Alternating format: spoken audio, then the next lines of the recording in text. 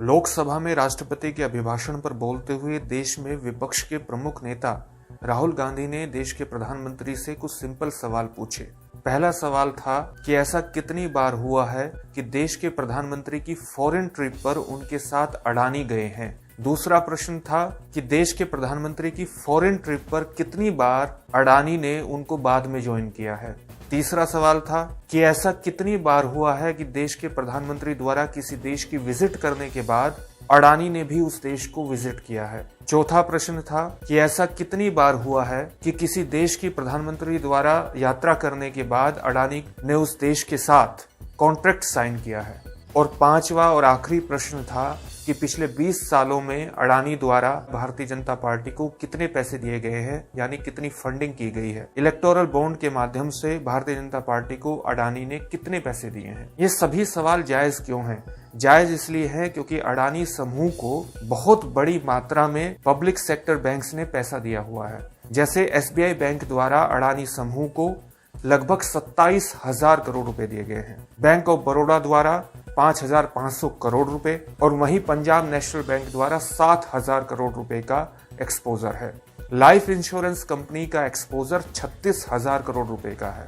और ये एक ऐसे समूह को दिए गए पैसे हैं जो पिछले लगभग 10 दिनों में अपनी टोटल वैल्यू का 10 लाख करोड़ रुपए मार्केट वैल्यू गवा चुका है। और ये सब 24 जनवरी 2023 को हिंडनबर्ग रिसर्च की रिपोर्ट आने के बाद हुआ है।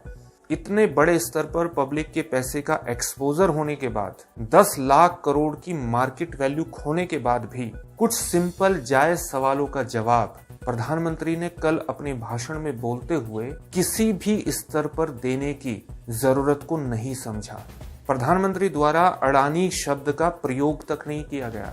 एक बार भी अडानी का नाम नहीं ले पाए। और ये वो प्रधानमंत्री है जो पब्लिक में जाकर के अपने 56 इंच के सीने की बात को पूरे अहंकार के साथ बताते हैं। राहुल गांधी द्वारा motion of thanks to president's address पर बोलते हुए अपने भाषण का अधिकांश हिस्सा मोदी और अडानी के संबंधों पर बोलते हुए इन संबंधों को स्पष्ट करते हुए ही गया। वो अधिकांशतः इसी विषय पर बोले क्योंकि उन्हें इस बात का अंदाजा था कि सरकार पार्लियामेंट में इस मुद्दे पर बहस को अनुमति नहीं देगी। और जैसा कि पहले से उम्मीद थी कि प्रधानमंत्री इस मुद्दे पर जवाब देते हुए इमोशनल ड्रामा क्रिएट करेंगे या विक्टिम कार्ड खेलेंगे, वही हुआ भी।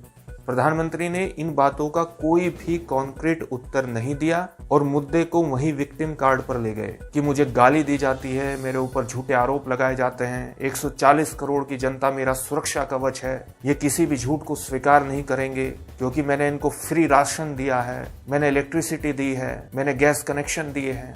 इन बातों का वास्तव में अडानी समूह द्वारा किए गए अकाउंटिंग फ्रॉड और शेयर मार्केट स्टॉक मैनिपुलेशन से क्या संबंध है? क्या कोई संबंध है? क्या इस स्कैम का इस बात से कोई संबंध है कि आपने कितने लोगों को फ्री राशन दिया है, कितने लोगों तक इलेक्ट्रिसिटी पहुंचाई है, कितने लोगों को गैस कनेक्शन दिया है? ये बताकर के आप अडानी समूह द्वारा किए गए महा घोटाले का जवाब देंगे? कुल मिलाकर के प्रधानमंत्री नरेंद्र मोदी जी का जो भाषण था वो सवालों का जवाब तो छोड़िए, पूरी तरह से उसमें किसी तरह का कोई कंटेंट ही नहीं था। यह हमारे देश के प्रधानमंत्री का पार्लियामेंट में बोलते हुए हाल है। इस वीडियो को शेयर कीजिए और इस चैनल को सब्सक्राइब करिए। बेल आइकन जरूर दबाइएगा ताकि आपको लेटेस्ट वीडियो का नोटिफिकेशन मिल सके। बहुत बहुत धन्यवाद।